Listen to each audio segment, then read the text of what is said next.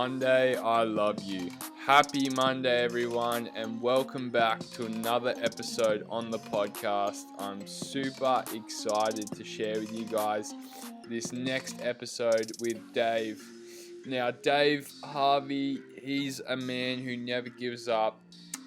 He actually debuted for the Western Force in the Super Rugby at age 29. And for any sports lovers or people that know a bit about sport, most people start their careers at 18, 19, 20, but he ends up starting at 29, which is just shows testament to the character he is and how he shows up every day, and how he runs his businesses, and how he motivates and has a community of people that are all like-minded. So super excited to share with you guys this episode. So sit back, chuck the earphones in, and enjoy. Okay, so first of all, welcome to the podcast, Dan, and thanks for jumping on today. I'm super excited for this one because I'm a big sports lover, and I know you've been a professional athlete, so I'm intrigued to hear what you got to say and how it all started. So thanks again for coming on. Mate, thanks for having me. And it's like I said, a long time coming, but excited to take part. Yeah, awesome. So I'll delve straight into it. And the way I sort of like to break the ice is by asking you something that not a lot of people know about you, or you might think that's a little bit weird and you don't know if everyone else does it. I love a romcom. Okay, yeah, romcom. That's probably a little bit random. It's got nothing to do with sport or business or anything like that. But yeah, man, I'm a sucker for a rom-com that pulls on the heartstrings. That usually gets me going. It's a bit random. I love that. I had another person who jumped on. They said the exact same thing. I think there's a little trend going there. Oh, mate, I love it. Just like real story stuff. It's good. Yeah, for sure. So I understand that you played rugby at like some of the most elite levels. So let's say around year 11 and year 12, did you want to become a professional athlete? Like when did you sort of think, I think I can really go far with this? Yeah, I did. I think sort of like year 10, 11 and 12, it's something in the back of my mind that it's something that I wanted to do. But funny enough, in high school, I always thought I might have been good enough, but I was never told I was good enough. And I never actually made any. So, like, I don't know if you know, but in rugby union, the school, like, the schoolboy pathway is quite huge, and the pathway from schoolboys into the professional world is quite renowned. And mate, I didn't even make the local rugby zone team from school. Like, it goes from high school to your zonal area, which was like near Parramatta for me, and then from there it goes to like a metro area, then it goes to state, and then Aussie scores. Mate, I didn't even make the cut in the zone team. So it was something I wanted to do, but I guess it was something that I kind of needed to stick at and keep working on. Yeah. So when did you start making some of those rep teams? Mate, funny enough, as I left rugby when I was I made the rep teams as like a junior just through club footy. I didn't make anything through school, but I left rugby when I was about 17, 18, so just out of high school, and I spent a year in rugby league.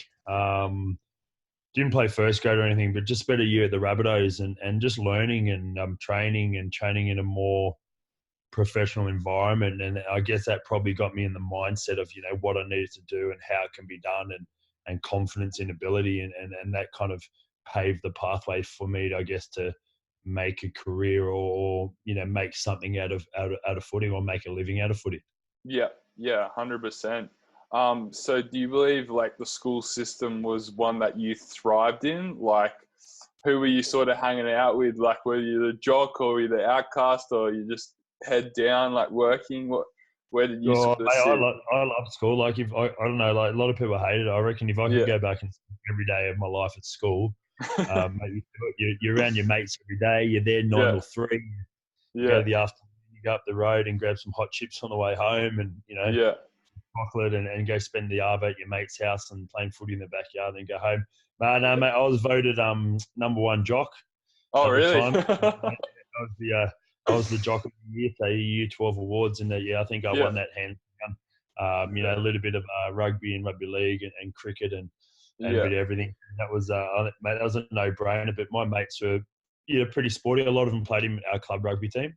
Okay. Mate, we're pretty diverse. We were playing soccer at lunchtimes all the time. We used to, bet cans of Coke on our games and Yeah. little things like that. So, mate, we had a board at school and no, Yeah. not so much ours, Cast. Just we had our friends, mate. We still hang out now, so we're still mates now. It's probably 5 or 6 of us that get along really well now, which is pretty cool. Yeah, for sure. That's awesome. So like mates for life. Oh yeah. So moving after school, did you go straight into playing rugby, or what sort of field did you go into? So what I did is I finished school. I started my uni degree, so I did a Bachelor of Physical Education. Yeah. I always wanted something to fall back onto just in case, I got injured. I've seen so many stories. Someone does a knee, they do a hammy, it keeps Yeah. recurring. There's an ankle and they kind of lose their pathway and they end up, in the middle of nowhere. Oh yeah. You see it a So, lot. it happens all the time. So I disappeared and did a little bit of uni whilst trying to juggle footy. Yeah. Sort of made my transition. So I went to league for a year and then I moved back to rugby. I found myself back at rugby union. I kind of in between that, my grandfather played 79 tests for Australian cricket. And Oh so wow.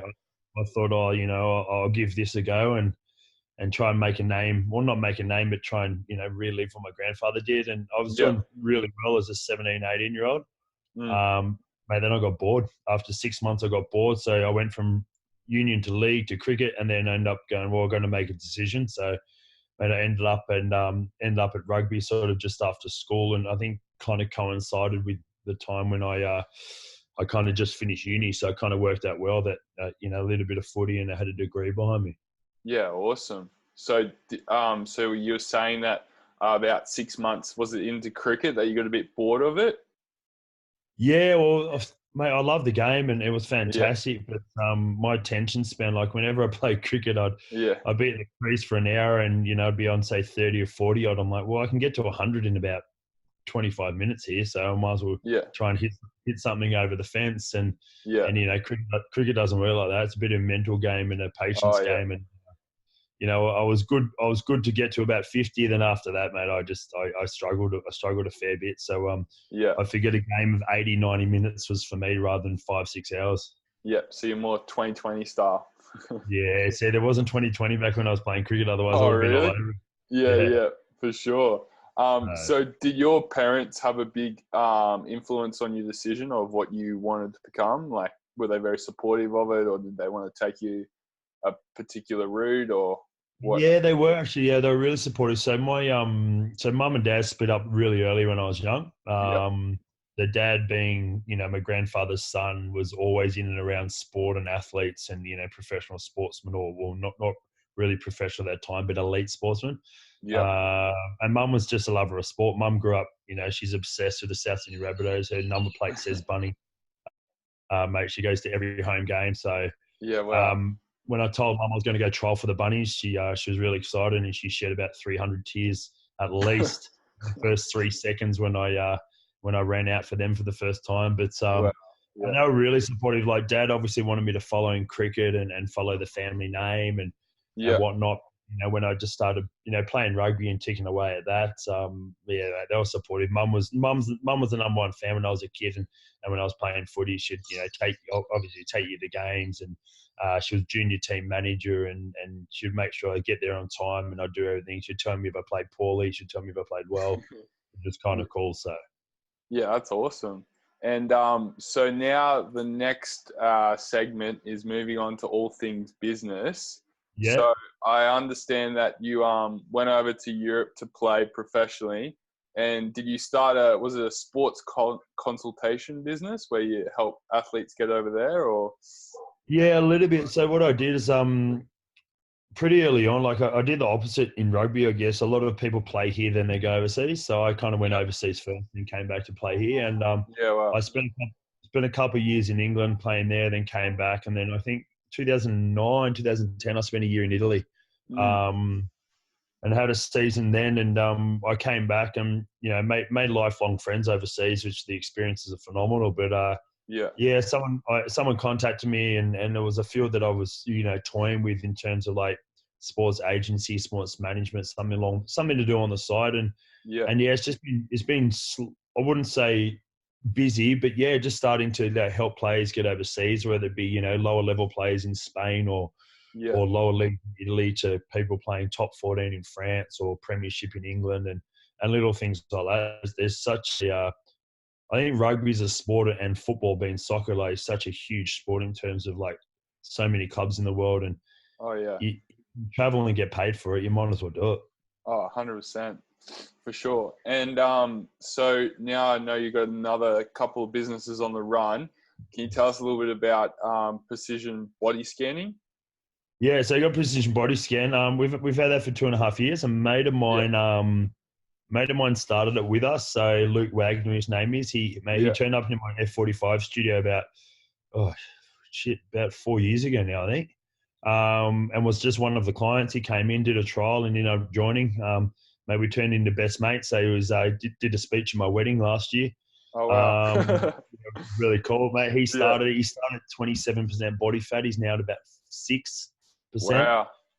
So he's doing really well. And we just sitting down one day having a coffee, and we're just like, how can we, what can we do? Like, you got a business, I got a business. What can we do together? And we thought of this idea, and I think a few other people came up with a concept as well. So we didn't start it, but we Yeah. thought we'd do it, and maybe bought a body scanning machine, and we just get around a few gyms every now and then and just body scan them and talk to them about what they should do and what they shouldn't do, and Yeah. just give them the good or the bad news, and Mm-hmm.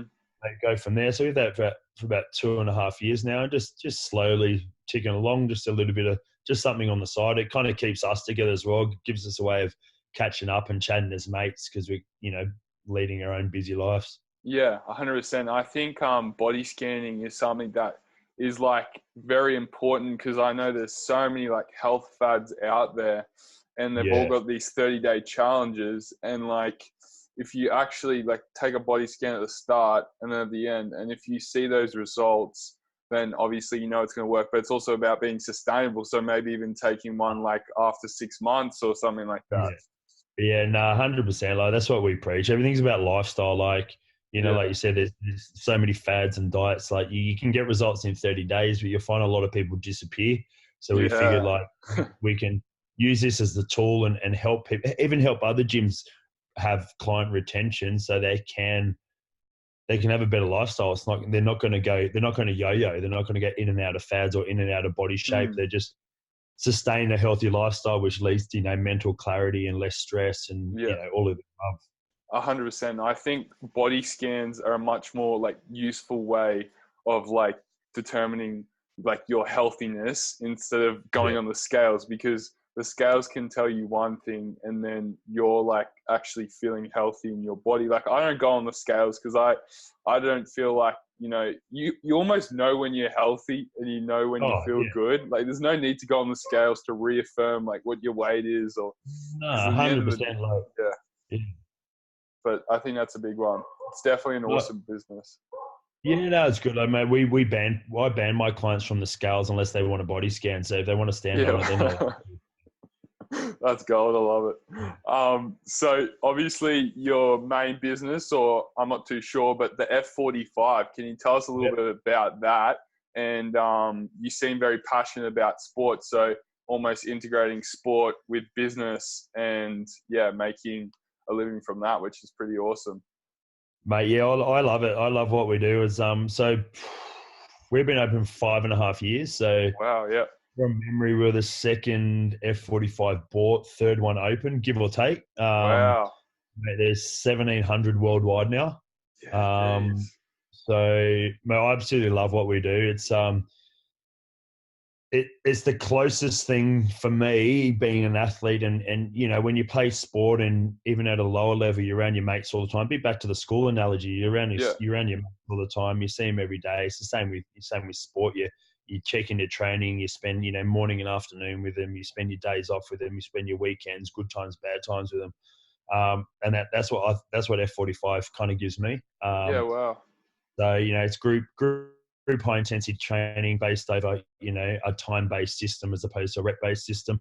And it just allows clients to come in and work out in groups, and we've found that over time that, people that don't know people have become best friends. As for example, my best mate now, he was a client of mine. Yeah, It just gives it just gives those just gives that the equality, gives people connection, for sure. and just allows them to express themselves in an environment where it's quite intimidating for others. Like, I know, like, you go to a normal gym and there's mirrors and you got, old Johnny flexing, you got another bloke, lifting 2 heavy weights, and you got another guy not, with his techniques all over the shop. And I know, but it boosts morale. But, what I found, that 45 model gives us a really good sustained community, which is the biggest thing. Yeah, 100%. I think, especially in the normal gym scene, like I used to go to a gym, and you rock up there, and it's just almost like so intimidating because everyone is just staring you down, like, and no one's actually smiling. And I went to an F45 on the coast, and everyone's so welcoming. It's almost just a positive group of like-minded people. And I can see why you found your best mate there for sure. Yeah, mate. Yeah, like, exactly. Like, mate, even I walk into a conventional gym, I get scared. So I pull my head down. It's like, oh, this is not for me, mate. So that's why I just do F45 and absolutely love it. And it's growing and it's sustainable. And at the end of the day, if you got to enjoy what you do. And luckily enough, I found this, and my rugby agent got me into it, which was pretty lucky about that. And Yep. I've been there ever since. Yeah, wow. And so now the last subject, is all about reflection and people who have had a big effect on you, and also personal development. Now, I'm a big believer in like morning rituals. I'm trying to find the one that best works for me. There's so many out there. Do you have a certain morning ritual that you have to do to set you up for the day? Like, that if you don't do that in the morning, that you're just going to not have the most optimal day? Yeah, I do actually. So funny enough you say that. My wife and I have been talking a lot about rhythm of late. Like, we don't really say Yeah. routine, because I feel like rhythm, you kind of get in that flow of things where if you do go off track, you can bring a rhythm back. Whereas a routine, I feel, if you get into one way and you lose, one or two of things out of your routine, people get flustered. So we've been speaking a lot about trying to find our rhythm. I usually start my morning off exactly the same. Alarm goes off about 4:10, 4:15 in the morning. Yeah. Pretty early. I get up. I try not to snooze. I find if I snooze, I just get back in that I get a little bit heavy eyed and whatnot. So I get up, Yeah. mate, I go have a glass of water. I usually wash my mouth out first. I don't know if anyone else has told you this, but there's all that bacteria build up in your mouth. I wash my mouth and spit all the gunk out, as gross as that is. Oh, wow. Yeah. So I've never heard that. your gut's just not swallowing all that, all the fairiness, as weird as that is. And, mate, then have a lemon water with some salt, chuck on the coffee machine, which is my best friend. Yeah. Have a strong double shot, nearly triple shot long black on the way to work, and I'll put that on. Give my Labrador a cuddle, give him a pat, and then, mate, have a coffee, and then I'm on my way to work. That's usually my routine. Don't eat anything until I get home from my first few classes. Yeah. So I don't really say I fast, but I just don't eat anything when I get up. Yeah. And that usually, sets me on the tone. As long as I get up and I don't snooze and I have my coffee and I have my water, I tend to be, awake and ready to deal with, 4 classes back to back. Yeah. Wow. I find that really interesting. So, have you ever heard of the book Own Your Day by Aubrey Markus? I have, yeah. Yeah. So I read that, and he talks about how he starts his morning with lemon and salt, and like you just said, in water, and that just sort of, it's like a morning sort of contraption that he has, and it rehydrates him. And I'm not too sure if do you put like MCT oil in your coffees, or? Sometimes I used to. So, like, I like to experiment. Like, we're talking about fads. I've done paleo, I've done high carb, I've done low carb, I've done everything. I like to experiment. So I went through a phase of doing that, and I guess it's finding out what works best for you. There's sometimes where I do it, I find when I do it, it actually gives me a little bit of like mental clarity. But I'm a big believer, like, if you do the same thing every morning, and you get into your rhythm, then your days should flow smoothly. And if you go off track, you'll be able to pull yourself back in. Yeah, 100%. That's one thing I'm a big believer in too. Like if, when you have those good mornings, it just sets you up for the day, win Oh, the morning, 100%. win the day. Yeah, it's spot on. And I know people that they roll into work, they're like, "Oh, I'm so tired." I'm like, "What did you do this morning?" "Oh, I just rolled out of bed and got changed and come here." I'm like, "Get up 5-10 minutes earlier, Yeah. get a ritual in." And I know, like, if I get up and go straight to work, I struggle for that first class. Whereas Yeah. if I get up and get my little ritual in, get my rhythm going, within 5-10 minutes, I'm good to go. Yeah. 100%. You just feel ready to go, spread that Yeah, positivity. spot on. So have you had any mentors that have helped you along the way to get where you are today? Like, if so, do you have like certain mentors for different aspects you like? So it might be like in the sporting side, in the business side, and then maybe even like the family or, relationship side. Yeah, like on the sporting side, funny enough, I had a couple of coaches when I was sort of like on the cusp. I don't know if you know, I made my Super Rugby debut when I was 29, which is really rare. Most people make it when they're 19, 20, Yeah, 21. wow. That's Um, amazing, I man. I made my Super Rugby debut when I was 29. So in terms of mentors, I used to have a coach when I was playing club rugby at Gordon.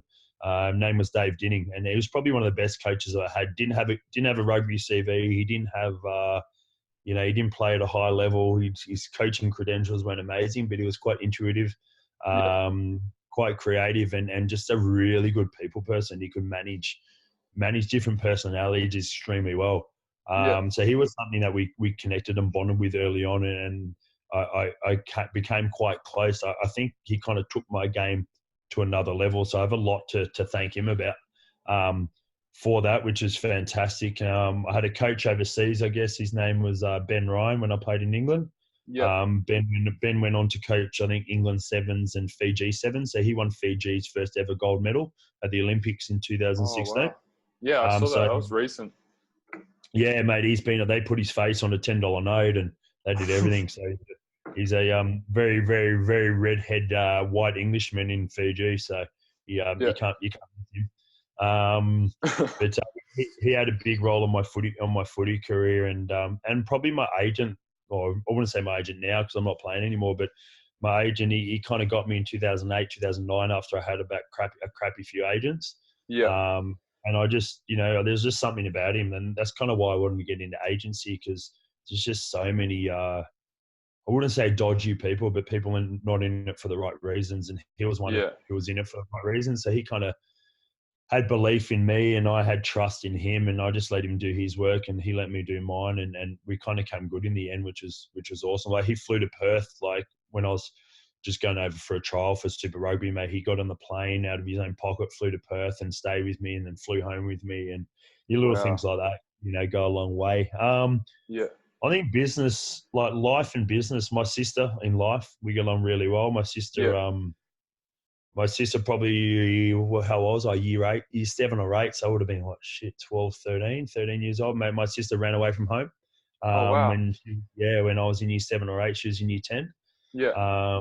So usually, like, when something like that happens, you kind of drift apart. But we have a unique bond. So we're stupidly close. Yeah. Wow. Which is really cool. So, like, mate, we didn't live together since she was like 15, 16, and I was 13. Yeah. But yeah, we're stupidly close. So I guess in life, it's probably her and my wife, Cassie, Cassie's just grounded, like, Yeah. really, just, yeah, super grounded. Like, heart's bigger than the world, and Mm. gives to everyone. But the life lessons she kind of like teaches me, I reflect that into business as well. So she kind of has the influence on family side and Yeah. business side, and if you take your trust and your morals and your beliefs into your business is going to thrive, because they'll see how genuine it is. That makes Mm. sense. So, and 100%. how much belief you have in the system, or your belief you have in other people. And yeah, mate, I guess probably those 4 or 5 are probably the biggest key factors, I guess, in my life to date. Yeah, wow. And I definitely believe in that. Like you were saying, how you had a bit of a dodgy like agent. You couldn't really find someone who's like genuine and build that relationship up. And I think that's something that, in a world we live in at the moment, well, we're living in is like Yeah. everyone's sort of in it for that quick coin. But if you can realize that, you know, at the end of the day, it's all about relationships and like building those fundamentals, like that you shouldn't burn bridges. Because it's funny, like I was working for this guy doing some film for him, and he ends up like sacking me. And this was about 2 weeks ago, and I've no joke seen him about 5 times the past 2 weeks, and we just still like chat along, like, and like if I had just ended off sourly, like it just would have been like. But now I've got that relationship with him, and he's like still offering me mentorship and all that. And I think it's just not a lot of people sort of see that, and they think it's all about that quick coin. But if you can just see that's relationships at the end of the day. Mate, 100%. Like it comes back to like a little bit in business as well. I've always told everyone on quality over quantity. You have more quality clients, you're going to have more consistency, and you're going to have more trust. You have better community. And not only that, like when you say, like if a client comes to me and goes, "Oh, Dave, I got to leave and, you know, got to cancel my membership," I'm like, "Not a problem. Thanks for coming. If you need anything, let me know. It's been a pleasure."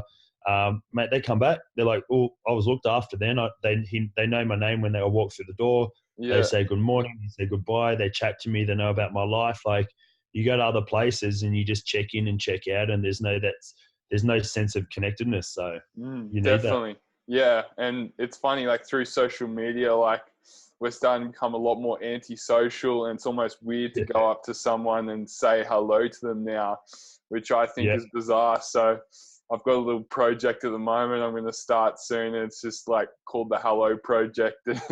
I'm just going to like go for runs and just say hello to randoms, and it's fun. Yeah, do it. We were talking about this yesterday. When we walk, we got a chocolate lab, and we walk a chocolate lab and our kid, and we just say good morning to people on the street. We're like, say good morning back. Yeah, say hello, connect with people. It's funny. I did a trial of it like about a week ago, and me and my mate, we were running, and we went along like one of the busiest roads on Gold Coast. I don't know if you know, it's called Hedges Avenue, and it's like Goldie, and about, I reckon, 80% of the people I said hello to, I got a 20% response rate. I don't know if that was because they didn't hear me or a lot of variables, but most of the time people are just so caught up in whatever they're caught up in. I just think they're either caught up in their world or they just don't have those social skills. Yeah. That awkwardness is like, who's this guy saying hello to me? Yeah. Like stranger danger, but nah. 100%. Yeah. So another thing I'm 100% for is environment. So I'm a big believer in like taking a look at your 4 closest friends, and if they're not inspiring you to become better, either not finding new ones, but just finding more positive groups of people. Like, is that something that you've had to experience? Like, not leaving certain groups of people that, you know, they're sort of taking you down the wrong avenue, and you sort of got to make that like tough decision that, you know, I've got these goals, I need to get to where I want to go, I guess. Yeah, funny you say that. Probably not so much early in my life, or like early in my teenage life or adulthood or sport or anything like that. I guess you don't really get misled in sport, but you kind of like gravitate to the perceived cool people. But later on, as I got, you know, a little bit older and a little bit wiser and a little bit smarter and life smarter and business smarter. That's something my wife and I talk about a lot, is that, you know, you find a lot about other people, when you say no to something that they want. And when they don't get their own way, you kind of figure out, well, hold on, well, if, you know, I'm protecting my own space or something like that, and then how someone else responds determines, you know, whether they fit within your environment, whether you fit in your 4 or 5 friends. So yeah, that's something especially in the last few years, that's something we've actually worked on really, really wisely, and really we believe strongly about, is just trying to find that balance in life, and firstly look after our little niche, which is, you know, myself, my wife, my daughter Callie, and our Labrador, and, you know, then our immediate family, and then, you know, we have our little bubble, so to speak, and we let as many people in, but, you know, we only keep an X amount in there, if that makes sense. 100%. Like, I think one thing that I've learned is learning to not say yes to everything, because I used to always be like, I've sort of tried to do a lot of self-development and realize, like, you know, what my strengths are and then what I've like my weaknesses are. And one of my major weaknesses is saying yes to everything when I really shouldn't. So I Yeah, think no, that, mate, we're the same. It's like, oh, do you want to do this? Yes. And then 20 minutes later, you're like, no, yeah, I like can't this do is that. not, no, it's not going to work. But Yeah. yeah, I think it's something that I think if you can be a little bit more self-aware about, then eventually when you do get that, I don't know, next offer, you know what decision to make. So Yeah, definitely. And I guess it's also we're what we're working on as well, is we're working on a bit learning to say no, but also sometimes you don't have to give a reason, yeah, because your reason is no, and you might, and you've got your own reasons. You don't have to explain yourself, and we're working hard on that, because we're very yes people. We like to help, and there's yeah, times where my wife said, so Cassie said something to the other week. She said, if you're saying yes to something, you got to think about what you're saying no to. So what else you're giving up in order to bring something else in. oh, 100%. That's one thing that I'm going through at the moment, especially like with all my teenage mates. I don't know if you know, but I've been sober now for about 21 weeks. Oh, So wow, like, that's awesome. yeah, just keeping it going. And like, obviously when I initially started, I'd tell them like, yeah, I'm going to stop drinking. They'd be going out Friday, Saturday night. And I'd just be like, oh, I can't go out. And they'd want an explanation for it. Like, and I just said, man, like, I'm trying to get away from this. And yeah, it's interesting. Everyone wants a reason, but sometimes no reasons are the best. 100%. And my next one is, do you believe, I think you will, that your network is your net worth? So if, like, let's say if you do believe in this, what do you do to sort of increase your network in sort of creative ways? Yeah, my network is my net worth. So without my network, I wouldn't be, we wouldn't have a roof, we wouldn't have food. Yeah. It's all about like my biggest believer in business, I guess, relating it to business is community. And I say it all Yeah. the time. It's how well we can unite, different people and, under the same roof, and we can bring everyone together under one banner, and we can give everyone the recognition. So in terms of F45, it's like giving, the overweight person trying to lose weight, or the underweight person trying to put on weight, or, the 60-year-old training or the 18-year-old training, everyone's the same. Yeah. And the best thing about that is the stronger we build community, the stronger we bring everyone in together, the more consistent they are, and the more, I guess, what's the word? More loyal they are as customers, as clients, as friends. Yeah. And mate, they hang around, and good people breed good people, and That's it. good people breed good words, and we grow organically. I think, Yeah. I've got marketing companies calling me up, and I just tell them, like, oh, we're this much money. I said, I spent $128 on marketing last year. Yeah. I said, like, oh, what do you do for marketing? I'm like, I just work on my community. And if, I've got good people, they bring in good people, and if, and they stay longer, and yeah, just little things like that. So just looking after the clientele, whether we have Yeah. 5 in one class or 55 in one class, like we just run it the same, Yeah. and look after them as if they're your own kids or your own family, and you'll reap the rewards from it in the long run. 100%. I like how you said sort of putting out that energy that you want to attract, and I think it all comes down like to you being that leader of like what sort of culture you want to create. So like there might be people running that F45 in different locations, and they necessarily might have all this marketing, like putting out huge marketing budgets, but not getting the same retention rate because they're not building that community. And like, I think that's a big one. 100%. I've been to other F45s. I've been to other gyms where you walk in, they won't even ask who your name is, or they'll scan your card and they'll just let you through the gate. But I'm a big believer. Good morning. How's your day? What are you up to? Touch base. I tell all my trainers to, if you don't know anything about those clients, you got to go find out 2 to 3 things about them by the end of the session, and then touch base on those things in the next week or so, and really look after them that way. And just, you got to have that connectedness with clients, and and at the end of the day, they're strangers until they're not made strangers. Yeah, I love that. That's awesome. It's a great way to sort of encourage people to get to know them a bit more. Yeah. So I believe on working on yourself is one of the most important things you can do, because if you aren't growing as a person, then the business won't grow. So how do you sort of keep up with personal development or, self-help? Like, do you listen to podcasts, read books, do you attend seminars, or how do you sort of make sure that Mate, you're always at the growing? moment, my plate is probably a bit like an all-you-can-eat buffet at the moment. It's pretty full. Yeah.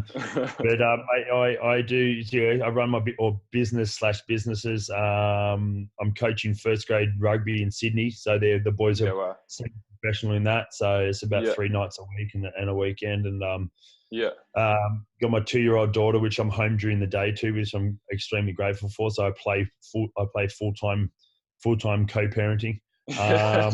Mate, but every time I'm in the car, podcast, no Yeah. music anymore, no, mix 106.5. And Yeah. mate, I podcast everywhere, whether it be 15 minutes, 30 minutes, 45 minutes. Yeah.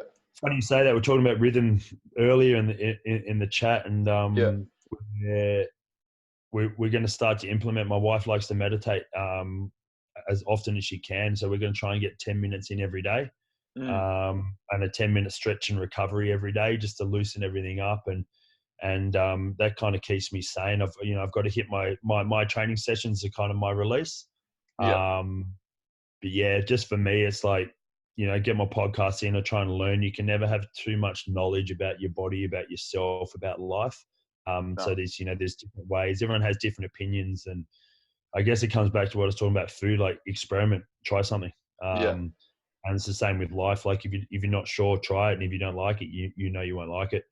And mate, probably my main thing is like, that probably those things, like podcasting a fair bit, try and get some meditation in. But my self-care is like spending time with my daughter's phenomenal. Like, you got a 2.5-year-old that just makes you laugh all the time, and we spend a lot of time with her, and Yeah. no, minimal electronics, and we try and get her outside and just play around, and that's a huge endorphin release in itself. Yeah, 100%. I love it because I know, especially like what you're saying through podcasting. I actually I've sort of been trying to listen to as many podcasts.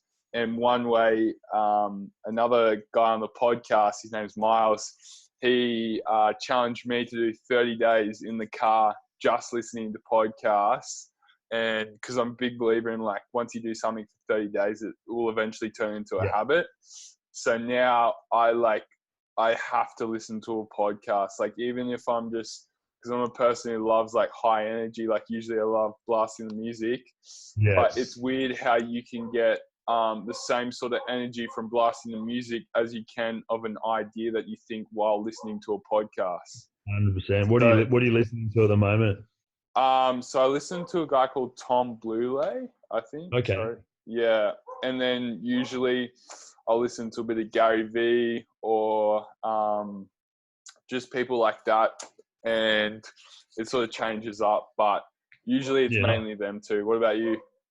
I'm listening at the moment. I'm going through a podcast called Look Good, Move Well. So there's a guy in the States called Markus Philly who used to be a CrossFit athlete. He compared to open his own business, and he's almost the same as me. So similar age, ex-professional athlete, got a business now, got a kid. It's all about life and how to ensure that you're looking after your body through food, nutrition, through mental health, through pretty much all of life. So he's got about 35, 40 podcasts. So I'm just making my way through his at the moment. Yeah, wow, okay. Look good, move well. I'll write that one down. That's one for books. So lastly, if you had to give any advice to any aspiring entrepreneurs / athletes out there, what would be one piece of advice you'd give them? Mine would be as genuine as you can.